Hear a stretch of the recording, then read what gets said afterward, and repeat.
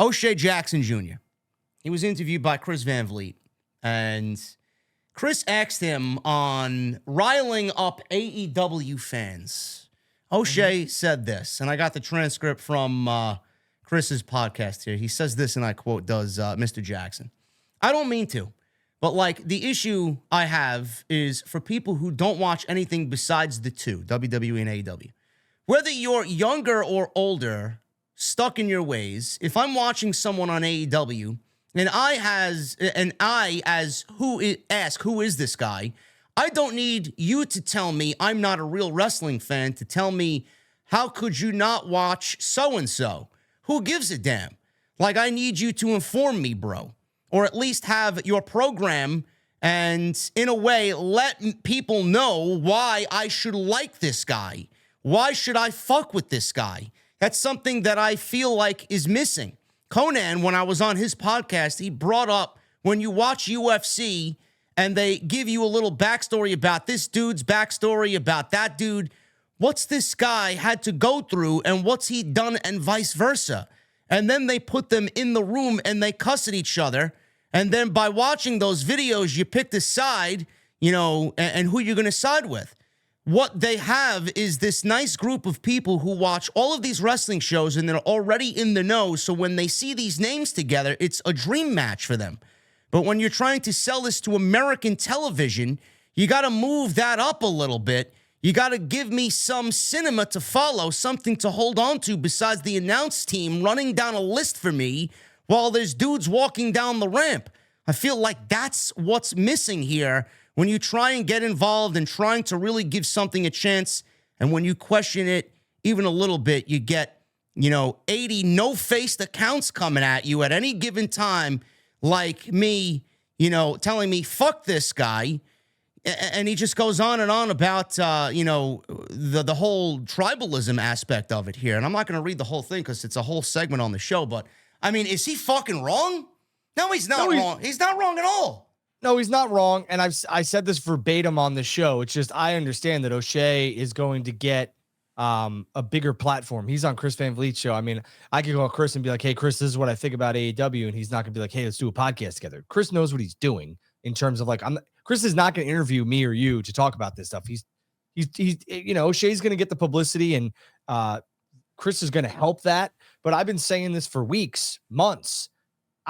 I don't give a shit what this person did over in New Japan. No. Ring of Honor, whatever. No. Why? Tell me why I need to watch him on your television, your program, not theirs, yours. Because I don't care what they did 16 months ago in Osaka, Japan. I want to know what they're doing here on your show that you're making me digest and invest my time and effort into. The little video packages. Cody and Drew McIntyre last night. My son was like, wow, this feels like a big deal, Dad. And I was like, job done, WWE. Because realistically, like the 6 and 7-year-olds and even the 19-year-olds, it builds hype. The 29-year-olds, it builds hype. Yeah, I had no idea who Takeshita was. None. Zero. I had no idea where he was, where he came from, all this other stuff. But AEW did a really good job with him, giving him wins, telling stories about Kenny Omega and all this other stuff, and they made me invest in Takeshita. Because before this, he was just another Japanese guy from New Japan who had was big over there, but I had no idea who the hell he was.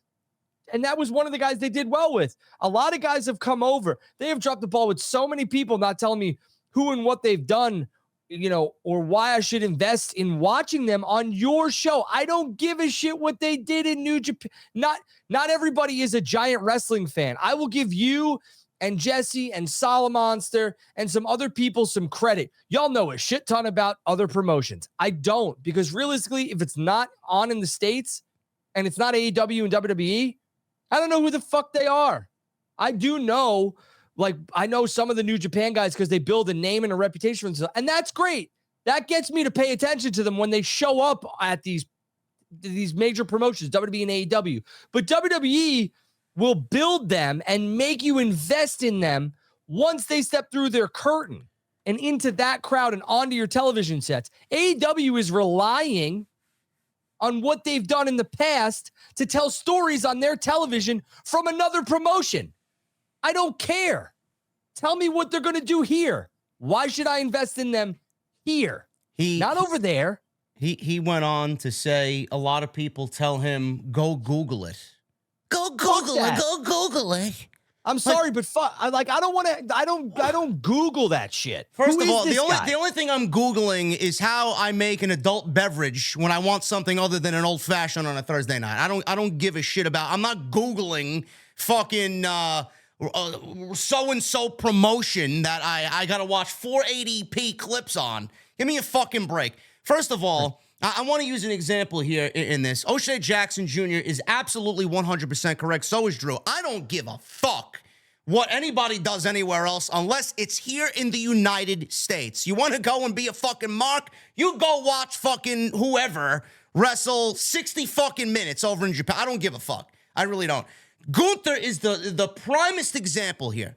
I didn't give a shit what Gunther did in the United Kingdom and Rev Pro, wherever the fuck. How about AJ Styles? I don't give a fuck what AJ Styles did in Japan. Not one iota of a fuck about what AJ Styles. You know what I care about when it comes to AJ Styles and Gunther? What they're doing now. I don't give a fuck what they did 10 years ago. Who gives a shit? The same thing with WWE and AEW. Go Google it. You know, what is Tony Khan doing to get over his roster when someone comes in from a foreign promotion? You should be giving me video packages as to why this guy's important, what he's going to be doing on your program.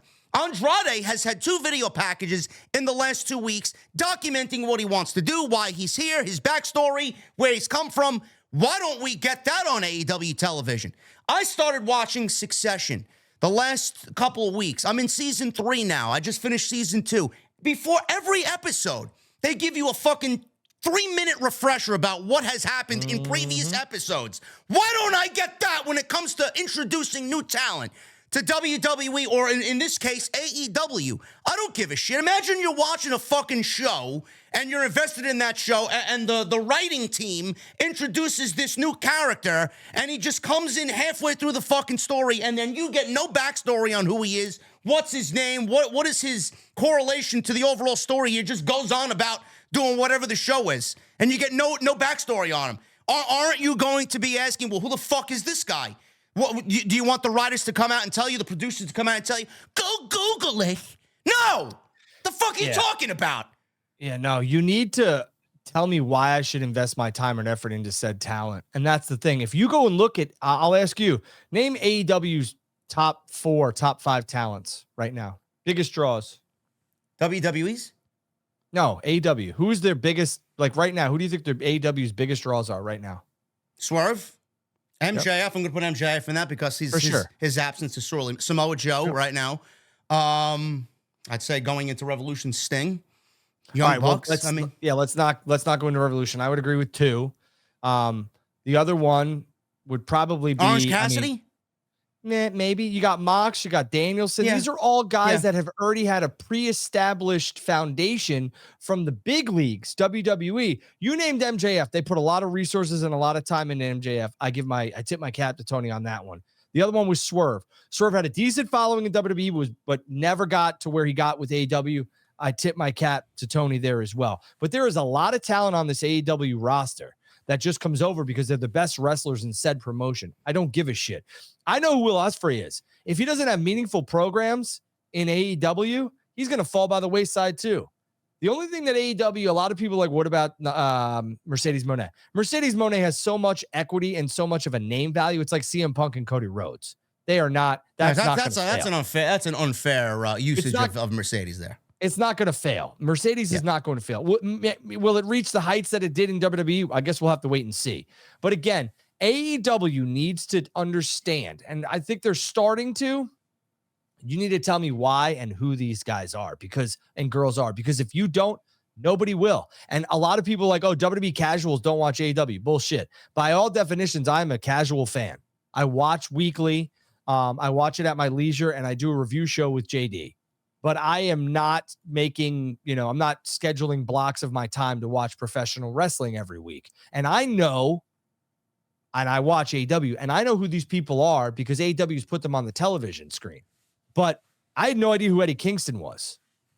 AEW did a real good job of making me understand. I knew of him and who he was. Like I didn't know his whole backstory, but when he showed up on television, I'm like, oh, that's Eddie Kingston. I saw him on NWA, but he told his own story, and then we fell in love with who Eddie Kingston was here, not because of what he did somewhere else. Right. I had no idea who LA Knight was until he showed up on WWE television. I mean, I knew he was with NWA, and I saw him once or twice on Power. We knew of Eli Drake. We knew of his past persona. But what matters now? Yeah, I knew all the buzz with Prince DeVitt, and I knew all the buzz with AJ Styles. But realistically, I'd seen AJ early on in his career in Ring of Honor when I was attending shows as a high school student in 06, 07, or those are my college days. So but WWE did a really good job of letting me know that AJ Styles was a primetime player. Same thing goes with Finn Balor. They made me know that he was a primetime player. I didn't know who Kevin Steen was. No idea who Kevin Steen was. None. I don't care if you guys sit in the chat and blast me. I had no idea who Kevin Steen was, but I invested in Kevin Owens because WWE made me invest in Kevin Owens. And they took different things from the presentation of Styles and Balor and Kevin Steen returning into Kevin Owens. I knew who El Generico was, but El Generico is not Sami Zayn. Like you guys, the AEW writers and stuff like that, video packages are key. Make me want to invest in your talent because if I can make a connection, then I'll spend my money. You cannot expect people to just fucking go Google it. No, I'm not fucking Googling anything. Someone in the chat said that this is the perfect example because he's one of my most favorite villains in any TV series ever. Shout out Joker93 says, before we got Negan in season 7 of The Walking Dead, there was a whole season buildup of who this guy was. Why is that so difficult to fucking grasp for AEW? Why? Yeah. Tell me. I mean, it's your job to tell me, not my job to go and fucking search for it. Yeah, I think AEW needs to continue to adapt the big fight feel and do away with, well, this guy and this girl is the best technical wrestler in the world and best versus the best. No. I don't care. Tell me a story. I love me some Britt Baker. Does Britt put on 5-star classics? No, she doesn't, but she makes you invest in her matches. And that's why she's a star. That's why she's a star, in my opinion. A lot of people dog on her. Britt's a star. MJF, he puts on really good matches, but man, he sells you into getting into that building. Swerve, Joe, even Hook. You got to tell me. I had no idea who Takeshita was. You guys AEW made me understand who he was. Same thing with Eddie Kingston. But a lot of guys and girls you're dropping the ball with. And you only get one chance to make a good first impression and to hook me. No pun intended. Do a better job of doing that. Ridiculous. I spot on by Mr. Jackson there with Chris Van Vliet, who's killing it. So shout out to Chris. Shout out to O'Shea Jackson Jr., I personally agree with what he said there. And if you're one of those people that constantly put down others for not knowing fucking this obscure, irrelevant nobody that AEW wants to bring in every other week, who the fuck are you, man? It's pro wrestling. We enjoy pro wrestling. We don't need to know everything about it. We're not fans because we don't know who fucking some guy from Japan I can't pronounce. Give me a break, bro. Right. Well, that's the biggest thing here, too, is that I see a lot of people being like, how do you call yourself a wrestling journalist? First of all, I'm not. Second of all, they're like, how do you do this for a living? First of all, I don't.